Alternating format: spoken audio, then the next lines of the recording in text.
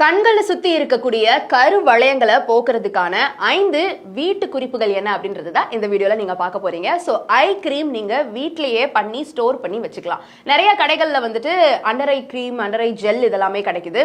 இது எல்லாமே கண்களை சுத்தி இருக்கிற கரு வளையங்களை போக்குறதுக்காக அவைலபிளா இருக்குது மார்க்கெட்ல. ஸ்டில் நீங்க அதையுமே யூஸ் பண்ணிக்கலாம். ஆனா வீட்லயே வந்துட்டு நீங்க செஞ்சு அந்த கரு வளையத்தை போக்கணும் அப்படின்னு ஆசைப்பட்டீங்கன்னா அதுக்கான 5 வீட்டு கிரீம் மெத்தட் தான் உங்களுக்கு நான் சொல்லிக் கொடுக்க போறேன். ஸோ அந்த கருவளையம் ஆண்கள் பெண்கள் பாரபட்சம் இல்லாம எல்லாருக்குமே வந்துட்டு இருக்குது.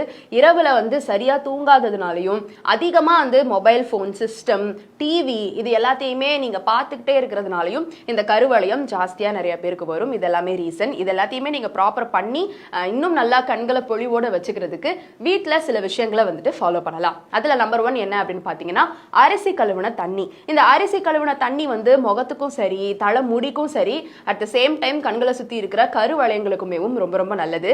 நீங்க என்ன பண்ணுங்க, அரிசி கழுவின தண்ணி எடுத்து ஒரு நைட் ஃபுல்லா வந்துட்டு அப்படியே வச்சிரணும்னு சொல்றாங்க. ஆரல்ஸ் ஒரு கொஞ்சமா கையில அரிசி எடுத்துட்டு அதை நீங்க தண்ணியில போட்டு நைட்டு ஃபுல்லா ஊற வச்சிருங்க. நல்லா குடிக்கிற தண்ணியில அதை நீங்க ஊற வச்சிருங்க.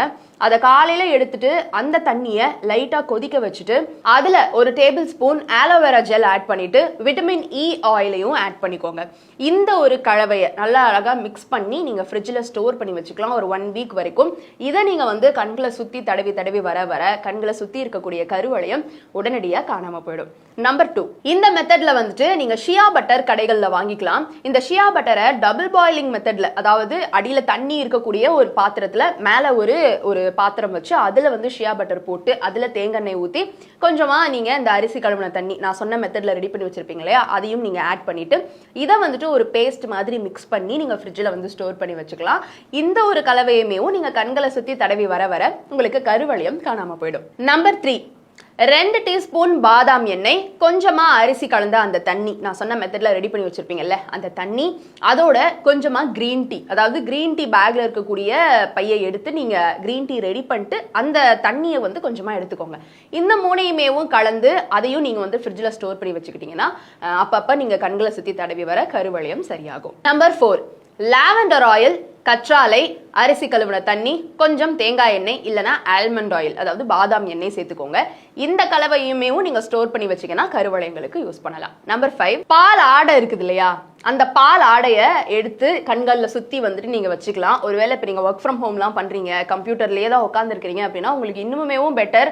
கண்களை சுத்தி நீங்க என்ன தடவிறதாலும் யாரும் வந்து பார்க்க போறது கிடையாது. நீங்க அதை போட்டுட்டே வந்துட்டு கம்ப்யூட்டர்ல ஒர்க்கும் பண்ணலாம். உங்களுக்கு கருவளையம் இருந்தாலும் சரியாயிரும், திரும்ப வராமலையும் பாதுகாக்கும். இந்த 5 வீட்டு வைத்தியங்களை நீங்க ஃபாலோ பண்ணிட்டு வர வர கருவளையம் வந்துட்டு உங்களுக்கு கம்ப்ளீட்டா காணாம போயிடும்.